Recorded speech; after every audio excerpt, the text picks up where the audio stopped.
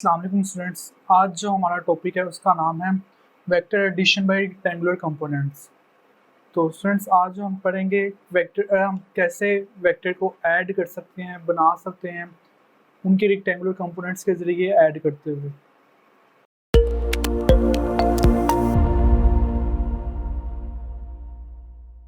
जी students, आज हम ये टॉपिक पढ़ेंगे, वेक्टर की एडिशन करेंगे, लेकिन वेक्टर की addition add to table rule के ज़रिए नहीं, बल्कि वेक्टर की एडिशन बाय उनके रेक्टेंगुलर कंपोनेंट्स के ज़रिए हम लोग वेक्टर्स की एडिशन करने वाले हैं। तो इस टॉपिक की सारी ज़्यादातर डेरिवेशन आती है। डेरिवेशन हम स्टार्ट करते हैं, ये टॉपिक भी स्टार्ट करते हैं।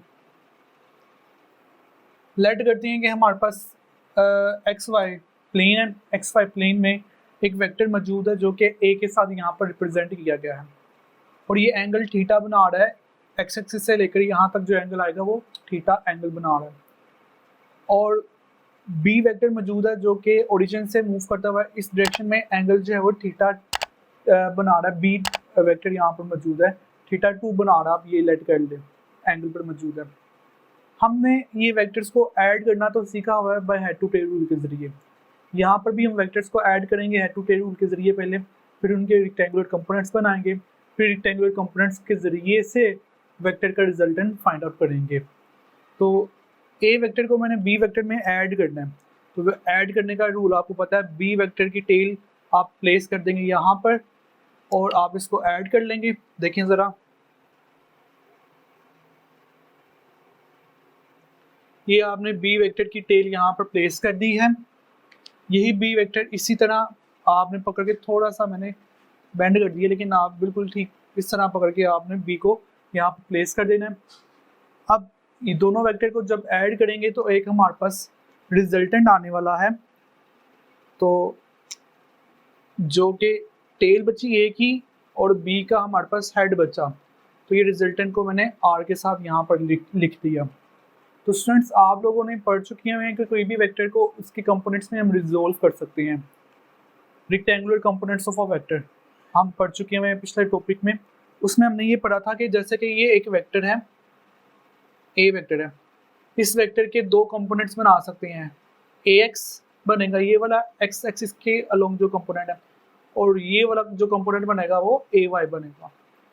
इसी तरह सिमिलरली यहाँ पर भी ऐसे ही होने वाला है।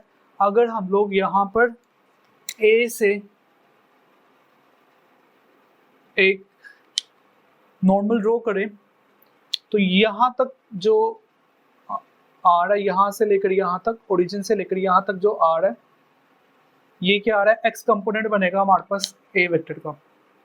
ए वेक्टर के यहाँ से हम अगर ड्रॉ करें, नॉर्मल ड्रॉ करें, वाई एक्सिस तक लेकर जाएं, तो हमारे पास यहाँ से लेकर यहाँ तक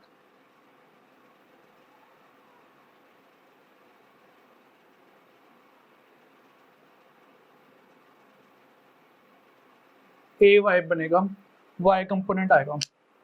सिमिलरली हम बी वेक्टर के एक्स कंपोनेंट और वाई कंपोनेंट ड्रॉ करते हैं, तो बी वाई बी कंपोनेंट अगर हम नॉर्मल ड्रॉ करें यहाँ पर,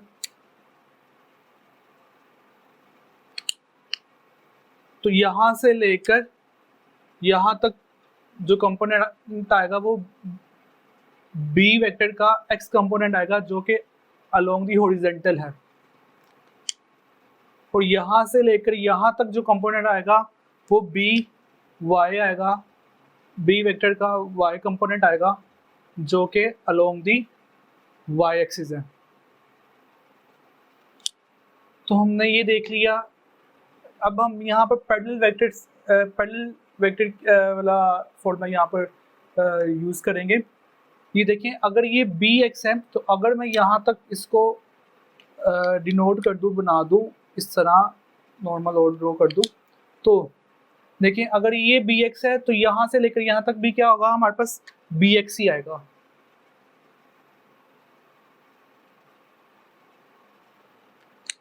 और हमें पता है कि यहाँ से लेकर यहाँ तक बी वाई है, तो ये हमने यहाँ से लेकर यहाँ तक जो है वो ए वाई को डिनोट किया हुआ है। अब रिजल्टेंट वेक्टर के मैं कंपोनेंट्स ड्रॉ करूँगा। रिजल्टेंट वेक्टर का हॉरिजॉन्टल यहां से लेकर यहां तक आया था Rx, और रिजल्टेंट वेक्टर का वर्टिकल कंपोनेंट यहां से लेकर यहां तक है, Ry के साथ हम इसको डिनोट कर देते हैं। ठीक है,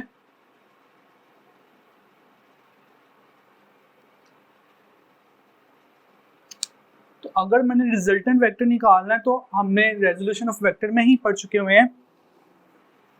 तो अगर मैंने रिजल्टेंट वेक्टर निकालना है तो रिजल्टेंट वेक्टर क्या आएगा, रिजल्टेंट वेक्टर का फॉर्मूला आएगा R is equal to A vector plus B vector.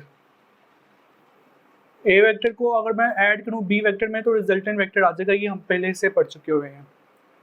अब मैंने अगर x कंपोनेंट निकालना है रिजल्टेंट वेक्टर का, x कंपोनेंट अगर मैंने फाइंड आउट करना है तो रिजल्टेंट वेक्टर का x कंपोनेंट कैसे फाइंड होगा, मुझे यहाँ पर कॉमन सेंस से पता चल रहा है Rx अगर मैंने निकालना है तो Ax को प्लस करूंगा Bx में, तो यहाँ से लेकर यहाँ तक Rx आ जाएगा। तो Rx अगर फाइंड करना है, अगर हेड टू टेल रूल भी लगाएं, फर्स्ट वेक्टर की हेड पर दूसरे वेक्टर की टेल प्लेस करें तो ये दोनों पैरेलल हैं, तो पैरेलल हैं तो रिजल्टेंट हमारे पास बिल्कुल स्ट्रेट ही आएगा। तो Rx क्या आएगा, Ax प्लस Bx आएगा। रिजल्टेंट वेक्टर हमारे पास x कंपोनेंट फाइंड आउट कर लिया।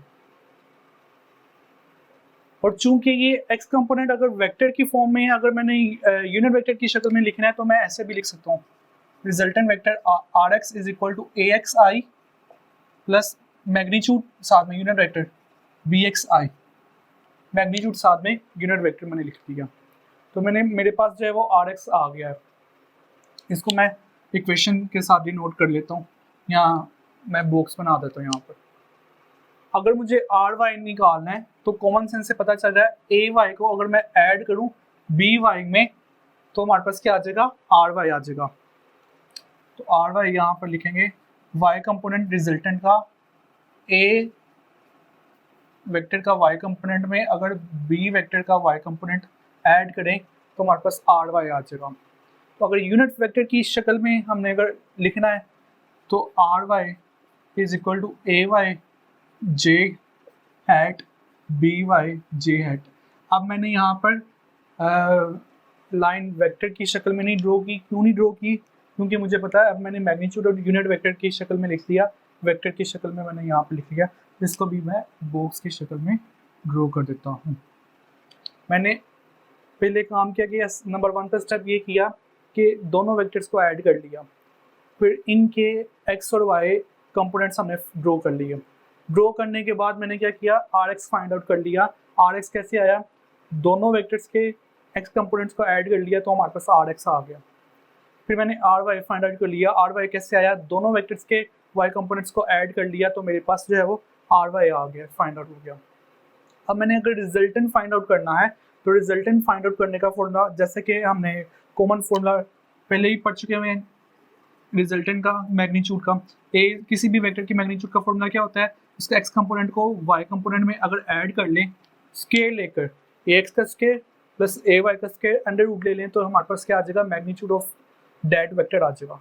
इसी तरह रिजल्टेंट का अगर मैंने मैग्नीट्यूड फाइंड आउट करना है तो रिजल्टेंट का मैग्नीट्यूड फाइंड आउट करने का फॉर्मूला जो लगेगा वो यही लगेगा, सॉरी r मैग्नीट्यूड अगर मैंने फाइंड आउट करना है तो यहाँ पर अगर हेडिंग बना लें तो वो ज़्यादा अच्छा हो जाएगा। ये x कंपोनेंट आ गया, ये y कंपोनेंट आ गया और ये मैग्नीट्यूड का फॉर्मूला यहाँ पर डिनोट कर देते हैं। अगर मैंने मैग्नीट्यूड फाइंड करनी है रिजल्टेंट की, अंडर रूट x कंपोनेंट का स्केयर प्लस y कंपोनेंट का स्केयर कर देंगे तो हमारे पास जो है वो मैग्नीट्यूड आ जाएगी। मैग्नीट्यूड का फॉर्मूला आगे हम इसको सोल्व करते हैं, r is equal to Rx की वैल्यू पुट कर दें। Rx क्या आया, Ax प्लस Bx का होल स्केयर मैग्नीट्यूड की फॉर्म में, प्लस Ry क्या आया, Ay प्लस By का होल स्केयर आ जाएगा। ये हमारे पास जो है वो मैग्नीट्यूड का भी फॉर्मूला बन गया है रिजल्टेंट वेक्टर का। अब इसी तरह अगर मैंने रिजल्टेंट वेक्टर किस एंगल पर मौजूद है, किस थीटा पर मौजूद है, वो अगर फाइंड आउट करना है, एंगल जिसको हम डायरेक्शन भी बोलते हैं, किस डायरेक्शन पर मौजूद है हमारे पास रिजल्टेंट वेक्टर, तो उसका फॉर्मूला जैसे रिजल्ट एंगल फाइंड आउट करने का फॉर्मूला हमने पहले भी पढ़ चुके हुए हैं। किसी भी वेक्टर के एंगल फाइंड करना है तो tangent inverse y component over x component आएगा। यहाँ पर हमने a वेक्टर के तो एंगल नहीं फाइंड करना, हमने यहाँ पर रिजल्टेंट वेक्टर का एंगल फाइंड करना है। तो रिजल्टेंट वेक्टर का एंगल फाइंड आउट करने का फॉर्मूला जो लगेगा, का फॉर्मूला क्या लगेगा, tangent inverse R Y divided by R X. तो आर वाई का फॉर्मूला क्या आया था, आर वाई हमारे पास आया था A Y plus B Y divided by R X क्या आया था, A X plus B X. X components को ऐड कर लें। अगर दो वेक्टर की बजाय बहुत ज़्यादा नंबर ऑफ वेक्टर्स मौजूद हो और उनको हम ऐड कर रहे हैं, उस केस में हमारे पास क्या क्या फॉर्मूला आने वाला है ये देखें। पहले हमारे पास एक्स कंपोनेंट आएगा। एक्स कंपोनेंट अगर मैं कहता हूँ कि हमारे पास 3 नहीं, 4 नहीं, 5 नहीं, बहुत ज़्यादा नंबर ऑफ वेक्टर्स हैं, बहुत ज़्यादा नंबर ऑफ वेक्टर्स हैं, तो अगर हम इनफिनाइट नंबर ऑफ वेक्टर्स कह देते हैं, यहाँ पर जो दो वेक्टर्स को ऐड किया ना ए और बी को, अगर 3 वेक्टर्स होते तो उनको कैसे ऐड करते और उनके कैसे कंपोनेंट्स हम यहाँ पर ड्रॉ करते। तो 3 वेक्टर्स होते तो यहाँ पर मैं छोटा सा आपको एग्जांपल देकर बताने लगा हूँ। तो अगर 3 वेक्टर्स होते, for example A vector, B vector